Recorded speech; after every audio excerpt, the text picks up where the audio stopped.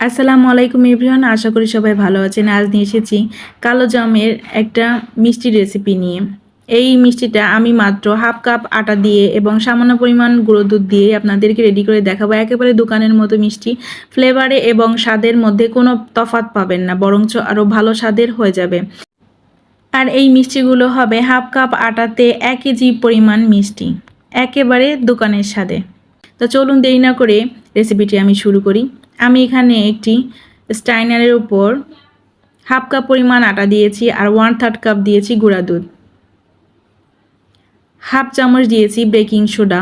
এখানে অবশ্যই baking soda ব্যবহার করতে হবে, বেকিং পাউডার না। এখন শুকনো উপকরণগুলো একটু চেলে নিব, তাহলে মিষ্টিগুলো একেবারে পারফেক্ট হবে। এই যে দানাদার অংশগুলোকে, এগুলোকে আর দেওয়া যাবে না।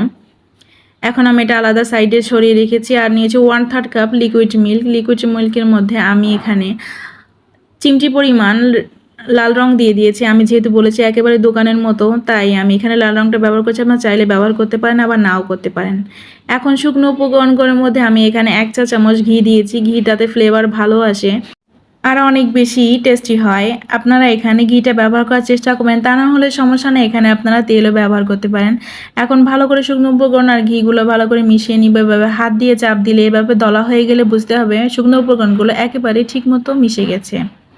এখন আমি দুধ আর রঙে যে মিশ্রণটা রেডি করে রেখেছিলাম, এগুলো হালকা হাতে এভাবে নিয়ে আমি একটি নরম ডোর মতো করে রেডি করে নিব। ডোটা একটু নরম হবে, এতে ভয়ের কোনো কারণ নেই। কিছুক্ষণ রেখে দিলে ডোটা এমনি একেবারে ঠিক মতো মিষ্টির মতো পারফেক্ট হয়ে যাবে। এই দেখুন চিটচিটে হয়েছে, কোনো সমস্যা নেই। এই ডোটাকে আমি ঢেকে 10 মিনিটের জন্য রেখে দিব, তাহলে ডোটা একেবারে ঠিক মতো হয়ে যাবে। দেখুন 10 মিনিট পর ডোটা একেবারে পারফেক্ট মতো হয়ে গেছে। হাত দিয়ে টানাটানি করলেও কিন্তু হাতে লাগতেছে না।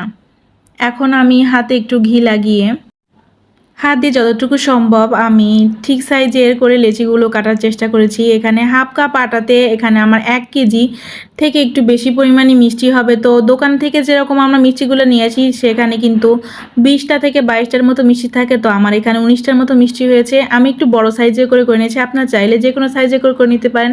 এখন হাতে একটু ঘি লাগিয়ে এভাবে হাতে তালু দিয়ে প্রথমে গোল গোল করে বলের মতো করে, তারপর হাত দিয়ে এভাবে লম্বাটে করে নিয়েছি।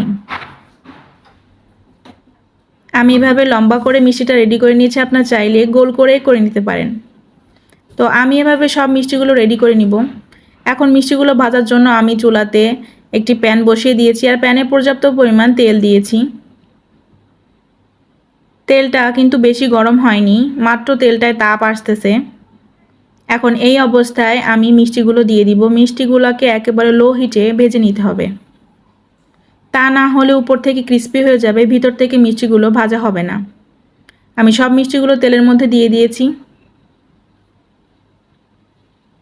এখন প্যানের হাতলটা এভাবে একটু ধরে নাড়িয়ে দিয়েছি, যাতে গরম তেলটা মিষ্টির সব সাইডে চলে যায়। আমি এভাবে হাতলের সাহায্যেই মিষ্টিগুলো নাড়িয়ে দিচ্ছি। আমি এখানে কোনো স্প্যাচুলা ব্যবহার করছি না। দেখুন মিষ্টিগুলো আস্তে আস্তে ফুলতে শুরু করেছে এবং ফুলে ফুলে কিন্তু ডবল হয়ে গেছে আর মিষ্টির রঙটা কিন্তু চেঞ্জ হতে শুরু করেছে। আমি এভাবে হাতলের সাহায্যে মিষ্টিগুলোকে এভাবে নাড়িয়ে দিচ্ছি। মিষ্টিগুলো ফুলে ফুলে নিজেই উল্টে যাচ্ছে, তাহলে বুঝতে হবে মিষ্টিগুলো একেবারে ঠিক মতো হয়েছে। মিষ্টিগুলো নিজে নিজেই ভাসতে শুরু করেছে। এখন আমি একটা স্টাইনারের সাহায্যে এভাবে মিষ্টিগুলোকে উল্টে ব্রাউন করে ভেজে নিব। একেবারে দোকানের মতো করে আমি হালকা করেই ভেজে নিচ্ছি। এই মিষ্টিগুলা, এই যে রঙটা একেবারে চেঞ্জ হয়ে গেছে, এখন আমি মিষ্টিগুলো নামিয়ে নিব। শিরাতে দেওয়ার পর মিষ্টির রঙটা আরও বেশি পরিমাণ গাঢ় হয়ে যাবে। এখন আমি মিষ্টিগুলোকে তেল থেকে নামিয়ে তেলটা ঝরিয়ে আমি আলাদা পাত্রে রেখে দিচ্ছি। এখন চুলাতে শিরা তৈরি করার জন্য চুলাতে একটি প্যান বসিয়ে দিয়েছি আর তাতে দিয়েছি 2.5 কাপ পরিমাণ পানি আর দিয়েছি 2 কাপ পরিমাণ চিনি। এখন চিনিটা গলে যাওয়া পর্যন্ত আমি অপেক্ষা করব। আর এখানে ফ্লেভারের জন্য আমি ব্যবহার করেছি 3টা সাদা এলাচ। আর চিনিটা গলে যাওয়া পর্যন্ত আর পানিতে 2টা বলক আসা পর্যন্ত আমি অপেক্ষা করছি। পানিতে পুরোপুরি বলক চলে এসেছে, এখন চিনিগুলো গলে গেছে। এখন ভেজে রাখা মিষ্টিগুলোকে আমি শিরার মধ্যে দিয়ে দিব।